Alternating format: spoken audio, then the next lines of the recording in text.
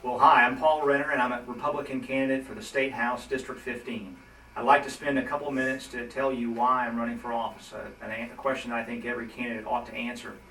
The reasons are really both personal and political. I grew up here in Jacksonville, was the son of a minister and a school teacher, so public service was always very important around our house, and that led me to the United States Navy. So in 1989, I joined the U.S. Navy, was stationed here in Jacksonville. Upon being assigned to my ship, a year later I was in Operation Desert Storm in 1991 and had the opportunity to lead a group of men during that war. In addition to teaching leadership, it's probably good preparation for the rough and tumble of politics, although in politics you don't always know who your friends and enemies are. But after I got off active duty, I went to law school, became a prosecutor, and was a leader there as well, being chosen among my peers to supervise other attorneys. I then became a business lawyer, which is what I do now on a full-time basis. And I've been active politically as a conservative attorney in groups like the Federalist Society that are concerned about the Constitution and stopping judges who overreach their limits and fail to interpret the law but attempt to make the law. And so that's been a strong concern of mine for many years.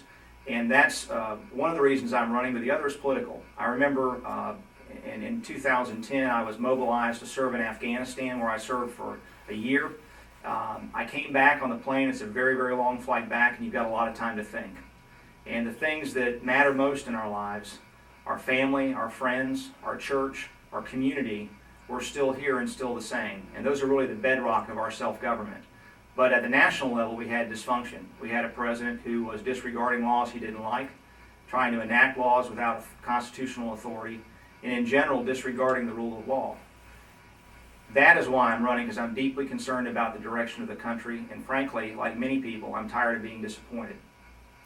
I think I've got the leadership background in the military as a prosecutor, as a business attorney, and in my political involvement to be a strong voice for both the Constitution and for conservative principles.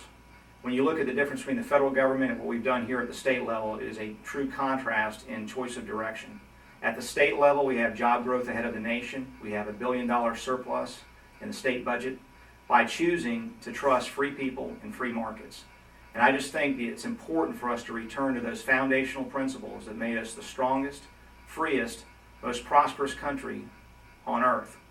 So with that is my determination. And like the people I serve with in the military, they have three qualities which I'll bring to Tallahassee: a deep love of country, a belief in service above self, which is something that's lacking in our politics, and a determination to never quit until the mission's complete. So I would ask for your support for me, Paul Renner, candidate for State House, Republican District 15. Thank you. You're welcome. Do you favor or oppose implementing the Convention of States Amendment, and why? I favor it. I've read Mark Levin's book, The Liberty Amendments, and I think protections are certainly there. I don't understand why Republicans at the federal level have not demanded a federal balanced budget amendment, but I strongly favor it. It's the single quickest thing we could do and the best thing we could do to put the federal government on a diet and avoid a debt crisis, which is coming. It's upon us. And so I do favor that as well. I'd like to see us take a look at federal term limits. Those two. At this point, I don't know that anything else would pass, but I do support the concept under Article 5. And again, it's just simply a failure of the federal government and the Congress to send those amendments out to the state for ratification. And so under Article 5, the states can do that. They can propose and convene an amendments convention, and I do strongly support it. Thank you. Do you support or oppose non-life-threatening aid to illegal immigrants from taxes and fees imposed upon Floridians?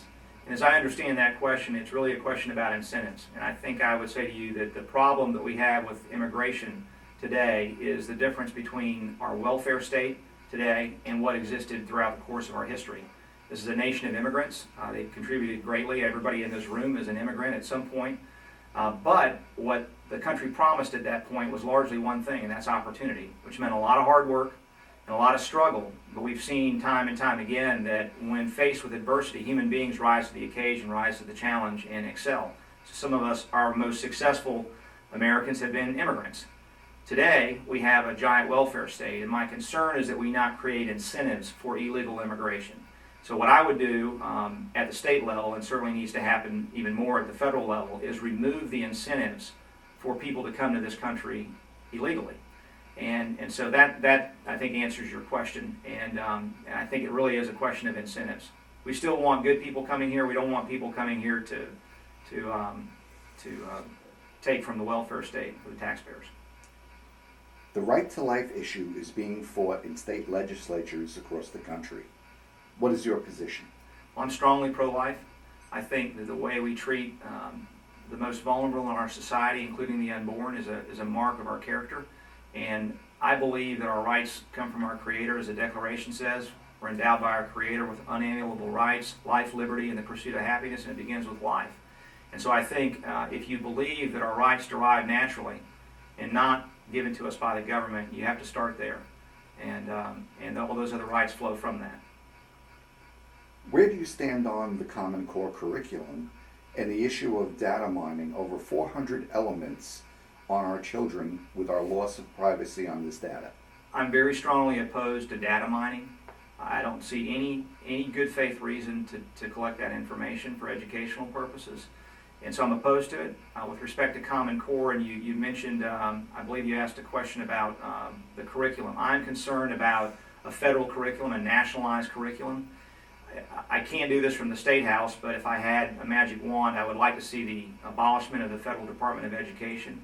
I don't think more bureaucrats lead to better educational outcomes. I would like to see that money, frankly, returned to the taxpayers in the states to control at the state level and the local level.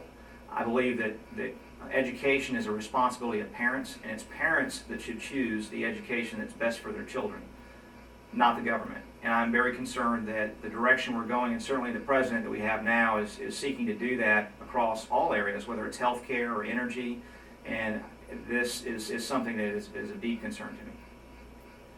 There are numerous records and reports of American history rewritten in Florida textbooks. Have you reviewed these examples, and what will you do to ensure the accuracy of historical text? And that was the answer. I was going to give the answer to that question too that you posed to us earlier. And I am concerned deeply. I'm a history major. I've read recently the U.S. AP History Framework, and if you haven't read it, all your members need to look at it soon. It, in my opinion, fundamentally rewrites the story of this country. This country has advanced liberty and the rule of law more than any other country in history. And the new framework is a collection of themes that relate to multiculturalism, that portray America as a country that has committed injustices against people on a recurring basis, that is a history of class conflict. It reads like a Marxist, frankly, like a Marxist perspective on history. And if you teach kids that that's what your country's all about, then it's very easy to delegitimize their institutions, whether it's the Constitution or the rule of law. And it is deeply troubling to me. Those frameworks are deeply troubling, and gets back to my answer in the prior question about a nationalized curriculum. If that's the direction we're going, we need to stop it immediately. And I really encourage everybody to go and look. It's the College Board AP History Standards, and it's a new framework which changed an outline that was 5 pages long to one that's almost 100 pages in length. And it basically is a de facto curriculum, in my opinion, and it is not the history of this country.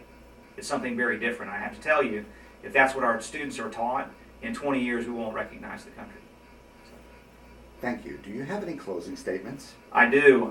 This is going to be it's a Republican primary, and I would offer to you that the difference in the race is one of leadership. We need strong men and women that are committed to the Constitution and the rule of law, but also not just nice folks or people that are conservative and say the right things, but we need people that have strong leadership background. And what I would offer is, on my side, is simply a leadership background of 20 plus years in the military, in 2 wars, leadership as a prosecutor and supervision there, and also as a business attorney. As a small business owner, a partner in a firm, I've dealt with issues of employees and property and insurance and taxes and all the rest that every small business deals with. And as an attorney, I deal with small businesses on a daily basis to try to help them grow and create jobs. So I think it comes back to who is the strongest leader, and if you had to choose one of us to take over for you in your job, who would you choose? But except in this case, it's for the entire state, and it's not just for a short period of time, but in all likelihood for at least 2 years and maybe 8. It's very important that we have strongly committed people. As I said earlier, I'm tired of being disappointed, and we need people that go and do what they say they're going to do and don't become co-opted once they get there. If you'd like to support our campaign, I'd love to have you as a volunteer. Please go to Vote Renner, R-E-N-N-E-R, voterenner@gmail.com, or visit our website at voterenner.com.